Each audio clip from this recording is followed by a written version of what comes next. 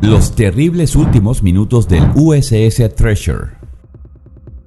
El SSN-593, más comúnmente conocido como USS Treasure, era un espectáculo digno de contemplar. Un submarino de ataque de propulsión nuclear que comprendía la última tecnología y la mejor ingeniería. Era una fuerza a tener en cuenta, capaz de viajar más rápido y más lejos que un submarino convencional. Su revolucionario sistema de sonar era el sistema de detección más completo jamás ideado para un submarino. El USS Treasure había servido antes en la Marina de los Estados Unidos, pero en 1962 fue sacado del agua y depositado en el astillero de Portsmouth en New Hampshire, donde se sometió a una extensa revisión y se sellaron los paneles, tuberías y diales.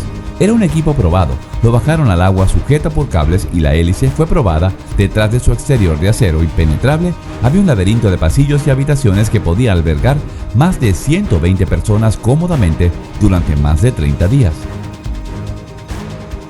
Pero antes de continuar viendo los terribles últimos minutos del USS Treasure, dale a like y suscríbete para ver próximos videos. También activa las notificaciones en la campanita. Las camas estaban apiladas de 3 en 3, algunas plegables desde las paredes para ahorrar espacio. Se proporcionó un pequeño casillero individual para que cada hombre colocara sus pertenencias personales. El comedor era un lugar para que la tripulación se relajara con tableros de ajedrez incorporados en las mesas. Las condiciones eran estrechas, pero mejores que los modelos anteriores.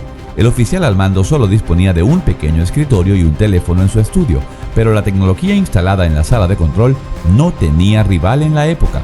Un solo hombre podía operar todo el submarino. Con el empuje de un botón, el submarino mantendría su profundidad y rumbo en piloto automático. Parecía que el USS Treasure era irrompible e indestructible, pero el submarino era parte de una carrera armamentista mortal. La necesidad de asegurar la defensa de Estados Unidos y Occidente contra una amenaza creciente de la Unión Soviética, lo que significaba que se tomarían atajos. La nueva tecnología instalada era desconocida para muchos miembros de la tripulación. Se brindó capacitación inadecuada a los que estaban a bordo. Se plantearon otras preocupaciones con respecto a los paneles eléctricos. No estaban protegidos adecuadamente del agua en caso de una inundación. Se pasaron fatalmente pequeñas imperfecciones en una prisa por prepararlo en retrospectiva. El buque submarino más preciado de la Marina era un desastre que estaba por suceder. USS Treasure SSN-593 se puso en marcha con 129 tripulantes y personal del astillero a bordo para sus pruebas en el mar posteriores a la disponibilidad desde el astillero naval de Portsmouth el 9 de abril de 1963, acompañado por el buque de rescate submarino Skylark ASR-20. El primer día de pruebas se sumergió y se completó su prueba inicial de inmersión de compresión poco profunda. Salió a la superficie y luego realizó una segunda inmersión a la mitad de la profundidad de prueba. Permaneció sumergido durante la noche, según la práctica estándar, y a la mañana siguiente comenzó su test de profundidad de prueba. El submarino estaba bajo el mando del teniente comandante John Wesley Harvey, de 36 años. El USS Treasure, de 129 tripulantes, zarparon del artillero de Portsmouth y se dirigieron al mar abierto, mientras el submarino y el Skylark se encontraban en Sea John Harvey. Comenzaron las operaciones de buceo iniciando con una inmersión poco profunda para probar el equipo. Verificaron que la comunicación con Skylark a través del teléfono submarino estaba funcionando y que toda la tripulación estaba cómoda con sus estaciones. Luego comenzó la prueba real. La tripulación estaba en buenas manos. Después de graduarse de la Academia Naval de los Estados Unidos, John Harvey sirvió en un portaaviones y en un submarino diésel eléctrico. Recibió entrenamiento en energía nuclear y trabajó como oficial de control de reactores a bordo del submarino nuclear estadounidense Nautilus. Progresó a lo largo de su carrera naval como ingeniero jefe y teniente comandante en varios submarinos. Al día siguiente, el 10 de abril a las 6:35 de la mañana, el USS Treasure resurgió a la profundidad de periscopio a 10 millas en donde Skylark cubría sus dos naves. Se comunicaron entre sí y Harvey estaba contento con el progreso que él y la tripulación habían logrado hasta ahora. El barco tenía una cámara de rescate que podía hundirse a 850 pies, ni cerca de los 1.300 pies que se esperaba que operara el Treasure. La cámara de rescate del Skylark solo se había usado una vez antes para el submarino siniestrado a 250 pies, rescatando a 33 hombres en 1939. Treasure comenzó su inmersión definitiva para probar la profundidad, dirigiéndose hacia la oscuridad debajo de las olas. El submarino no era ajeno a este tipo de descensos y había completado con éxito inmersiones a 1300 pies 40 veces antes de su revisión, pero esta vez algo estaba mal. Algo estaba a punto de ceder cuando el submarino descendía. Harvey continuó comunicándose con Skylark, anunciando que se había sumergido a 400 pies. Minutos después, confirmó que habían llegado a la mitad de la profundidad de prueba. La comunicación era fuerte. No había señales de daños en el casco del submarino, algo que la tripulación revisaba continuamente, pero el peligro estaba cerca con cada pie que descendían. La presión sobre el submarino aumentó y aún así el USS Treasure continuó descendiendo. Durante su estadía en el astillero, las juntas del submarino se habían sellado usando soldadura fuerte con plata, en lugar del método de soldadura tradicional.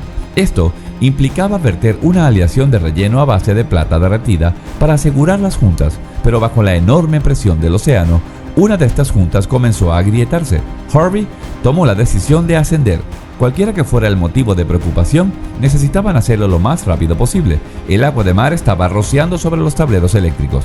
Estuvo peligrosamente cerca de provocar un cortocircuito total en el sistema. Cuando el agua saturó los sistemas eléctricos, el reactor nuclear comenzó a apagarse. Sin él, no tendrían medios de energía y sin él se hundirían aún más en el abismo del Atlántico.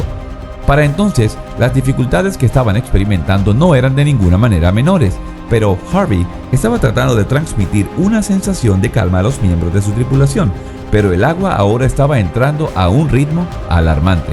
Harvey revisó los instrumentos nuevamente a bordo del submarino. Las luces comenzaron a parpadear, la electricidad se estaba cortando, las válvulas principales de parada de vapor se cerraron y la bomba de refrigerante principal dejó de funcionar cuando el submarino comenzó a apagarse. No se pudo generar vapor para impulsar de regreso el submarino a la superficie. Harvey y su tripulación comenzaron a caer en picada a través de la oscuridad. Más de un minuto después de recibir el último mensaje de Harvey, Skylark escuchó un sonido de infarto detectando en el sonar. Era el sonido de una implosión. El sonido del casco del submarino colapsando a 2400 pies, seguido de un pulso de burbuja. Un escalofrío recorrió la columna vertebral del teniente comandante Starling Hecker y con el corazón en la boca trató de llamar al USS Treasure por teléfono. No hubo respuesta. Skylark informó a los oficiales en tierra de la situación y a las 19 horas del 10 de abril se notificó a las familias de la tripulación del USS Treasure, tanto a los de la Marina como a las familias involucradas. El único rayo de paz que encontraron en el impactante incidente fue que la tripulación habría perdido la vida en milisegundos. No hubo un sufrimiento prolongado. Pero parte del personal de búsqueda y rescate enviado al lugar no perdieron sus esperanzas, y esto se ha descrito como un encubrimiento por parte de la Marina de los Estados Unidos. ¿Había alguna esperanza de supervivencia? Otro submarino, USS Seawolf, se movió hacia el lugar y llegó la mañana del 11 de abril. Todos estaban escuchando su sonar e hidrófonos, escuchando y esperando. Luego, se escuchó el distintivo ping desde un barco cercano. El ping potencial de un teléfono submarino. Pidieron al USS Treasure que enviara 5 guiones para una identificación positiva. El silencio y la espera fueron agonizantes. ¿Era posible que algunos miembros de la tripulación hubieran sobrevivido milagrosamente? Tal vez el submarino de alguna manera había mantenido una flotabilidad neutral y no podía viajar hacia arriba o hacia abajo. Un total de 37 pings llegaron al sonar. Un sonido espeluznante llenó su sala de control. La tripulación agudizó sus oídos. Sonaba como susurros en la oscuridad. Débiles voces viajando a lo largo del océano. ¿Podían ser estas las voces fantasmales de la tripulación? El USS Seawolf pidió una vez más confirmación de identificación mientras exploraban las aguas del Atlántico frente a la plataforma continental. La tripulación del USS Seawolf estaba plagada de sonidos que sugerían que había vida debajo. Su sonar había captado lo que sonaba como el golpe de metal contra metal, la señal universal de ayuda de un barco submarino accidentado. El USS Seawolf le pidió a Treasure que golpeara 5 veces para confirmar su identificación. Los golpes continuaron, pero no en el número exacto especificado. Luego, todos guardaron silencio. Las experiencias de aquellos reportados a bordo del Seawolf fueron mantenidos fuera del dominio público por la Marina de los Estados Unidos. Probablemente fue un intento de evitar falsas esperanzas para aquellos que habían perdido a sus seres queridos en la tragedia. Es probable que los errores de las naciones usando armas reutilizadas sucedan. Aún entonces, los avances en armas y defensa pueden fortalecer a nuestro país. La pregunta es, ¿Cuál es el costo?